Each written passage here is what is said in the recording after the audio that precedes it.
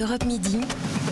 Romain Desarbres. Midi 20, bon appétit si vous êtes à table et merci d'être avec nous. On va tous devoir faire des efforts supplémentaires pour réduire notre consommation d'électricité, mais aussi de gaz, en clair d'énergie.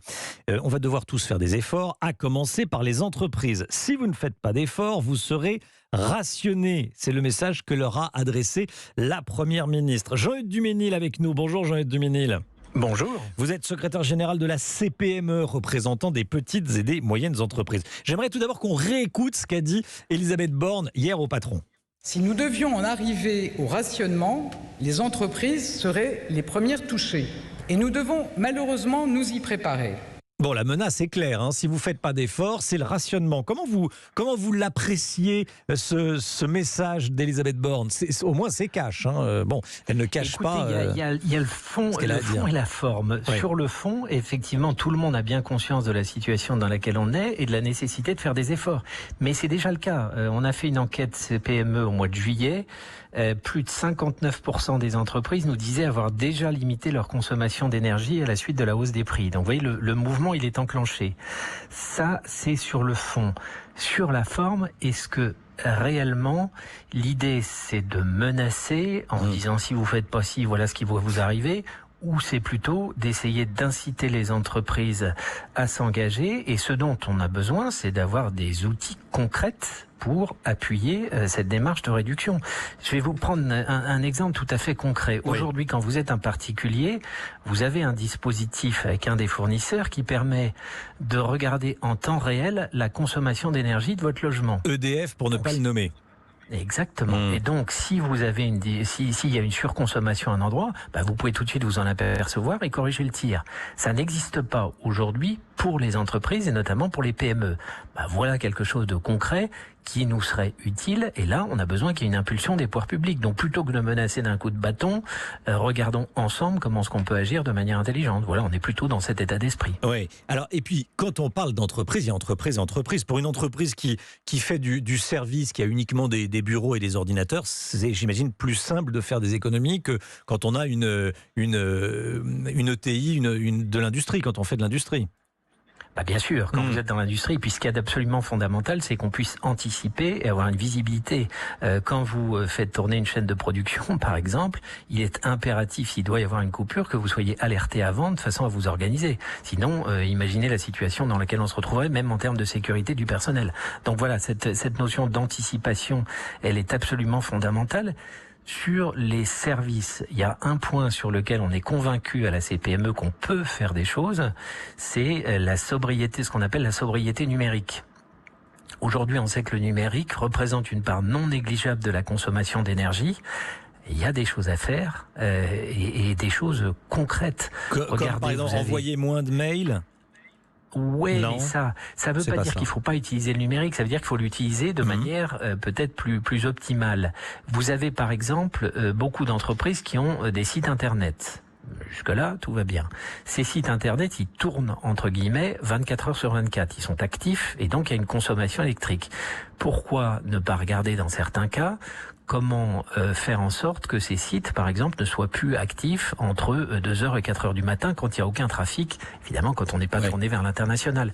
Par exemple, voilà, ça c'est des choses, et les chefs d'entreprise sont prêts à s'engager là-dessus.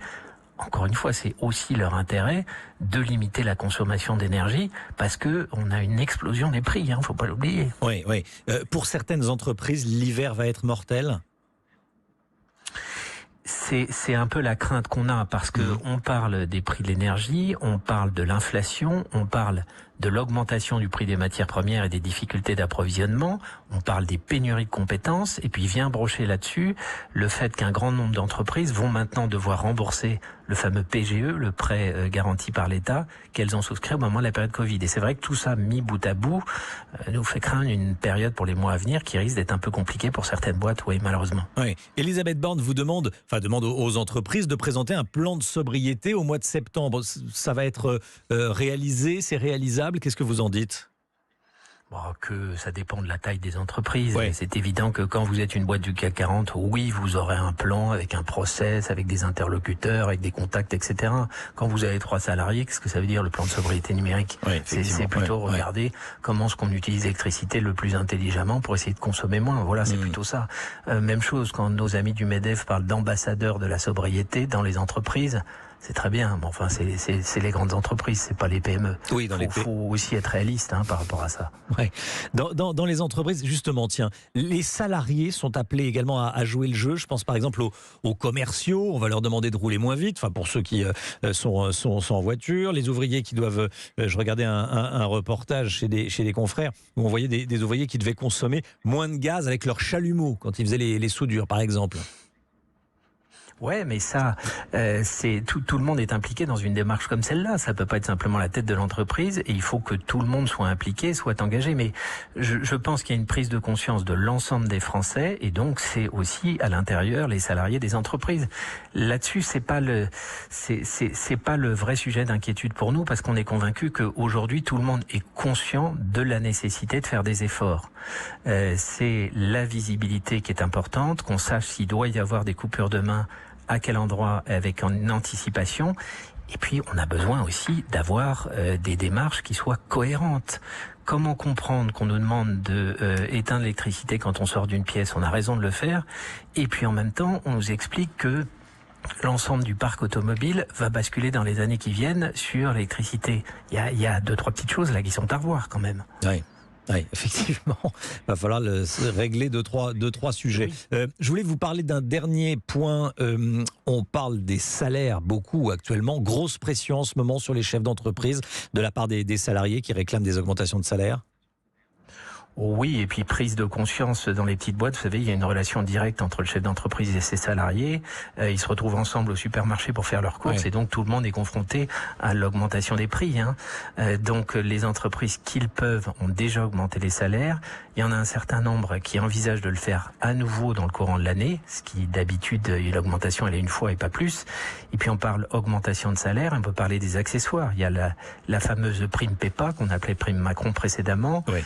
Il y a des primes qui sont attribuées aux salariés. Enfin voilà, chacun essaie évidemment de faire en sorte que les salariés puissent vivre de leur travail, ce qui est évidemment l'objectif. Mais c'est vrai que quand vous êtes entrepreneur, vous aussi vous êtes confronté à la hausse des coûts à l'intérieur de votre entreprise, et vous n'êtes pas toujours en situation, malheureusement, d'augmenter les salaires comme vous souhaiteriez le faire. Merci beaucoup Jean-Hugues Duménil, secrétaire général de la CPME. Merci à vous. Très bon après-midi. Merci d'avoir été en direct avec nous dans Europe Midi.